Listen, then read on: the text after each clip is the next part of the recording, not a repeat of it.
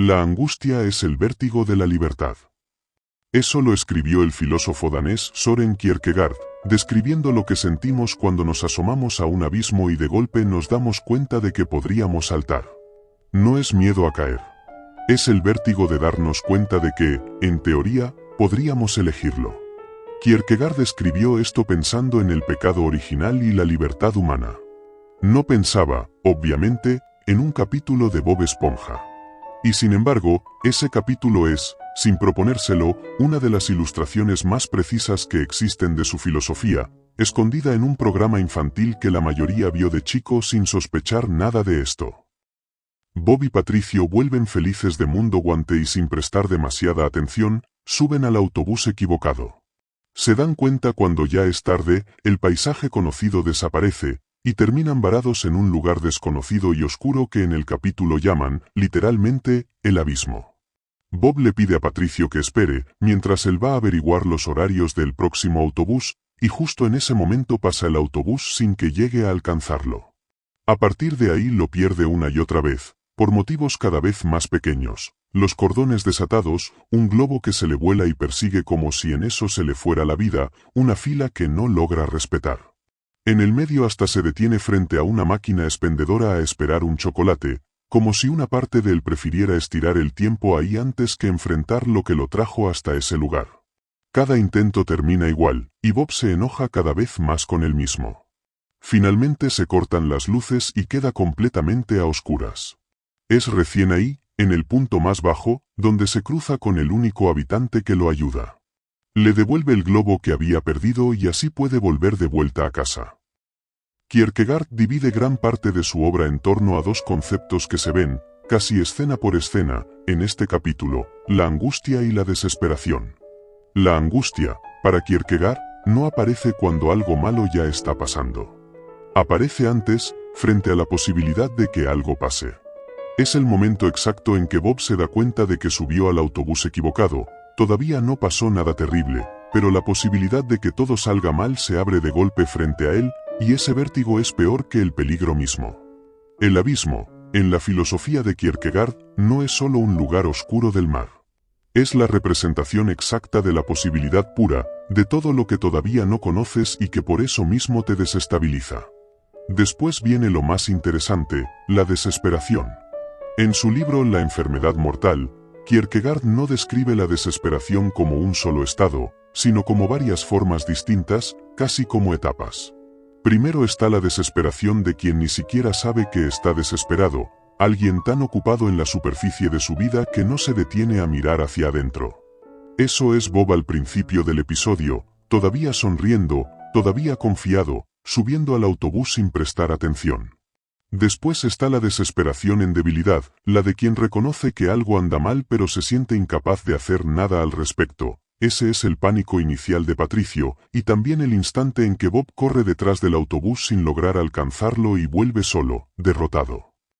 Pero la forma más profunda, la que Kierkegaard consideraba la más difícil de resolver, es la desesperación en desafío. Alguien que, en medio de su sufrimiento, se aferra tercamente a resolverlo todo por sus propios medios, rechazando cualquier ayuda externa, casi como un acto de orgullo. La llama la desesperación de querer ser uno mismo por desafío. Bob entra de lleno en esta categoría durante la mayor parte del capítulo.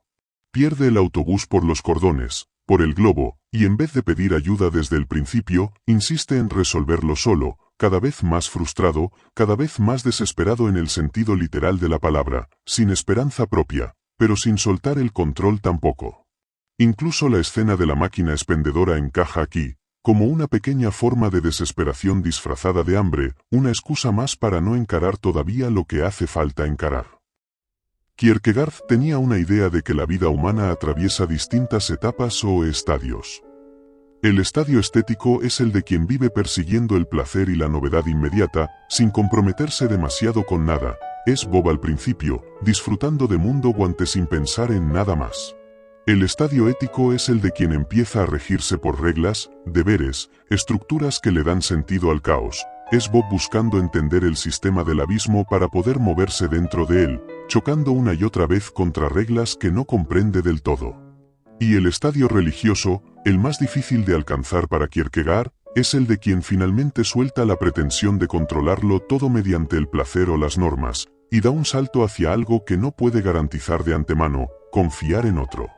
Ese salto es, exactamente, lo que hace Bob cuando ya no tiene luz, ni plan, ni fuerzas, y acepta la mano de un desconocido. Kierkegaard desarrolla esta misma estructura del abismo, con mucha más gravedad, en otro de sus libros, Temor y Temblor. En este, analiza cómo la confianza puede ir más allá de lo que la razón puede justificar. Bob, obviamente, no está sacrificando nada tan extremo. Pero la estructura del gesto es idéntica. En algún punto, seguir intentando controlarlo todo con la propia razón deja de funcionar, y lo único que queda es confiar en algo que no puedes controlar del todo. La mayoría de las personas atraviesan su propia versión del abismo en algún momento: un diagnóstico inesperado, una ruptura, perder el trabajo, mudarse a una ciudad donde no conoces a nadie. Y la reacción más común, casi instintiva, es la misma que la de Bob: intentar resolverlo todo solos, una y otra vez, convencidos de que pedir ayuda es una forma de fracaso. Se pierde el autobús varias veces antes de aceptar que tal vez la salida no depende exclusivamente de la propia fuerza de voluntad. La desesperación inconsciente es esa persona que dice: estoy bien, en piloto automático, ocupado, funcional, sin espacio ni tiempo para preguntarse si realmente lo está. La desesperación en debilidad es reconocer que algo duele pero sentir que no hay nada que hacer al respecto, quedarse mirando cómo pasa el autobús sin siquiera intentar correr. Y la desesperación en desafío, la más común entre quienes se consideran fuertes, es negarse sistemáticamente a pedir ayuda porque hacerlo se siente como perder, como admitir una derrota que en realidad nunca estuvo en juego. Kierkegaard no estaría diciendo que hay que dejar de intentar resolver las cosas por cuenta propia. Estaría diciendo que hay una diferencia enorme entre intentar y aferrarse por orgullo a la idea de que uno tiene que poder solo. La angustia frente a lo desconocido no se resuelve controlándolo todo. Se resuelve, muchas veces, en el momento exacto en que se suelta ese control, cuando se da el salto del estadio ético al religioso, dejar de medir todo en reglas propias y confiar en algo por fuera de uno mismo. Kierkegaard nunca prometió que la angustia se resuelve entendiéndola. Para él, la angustia no es un error del que hay que curarse, es una condición de estar vivo y ser libre.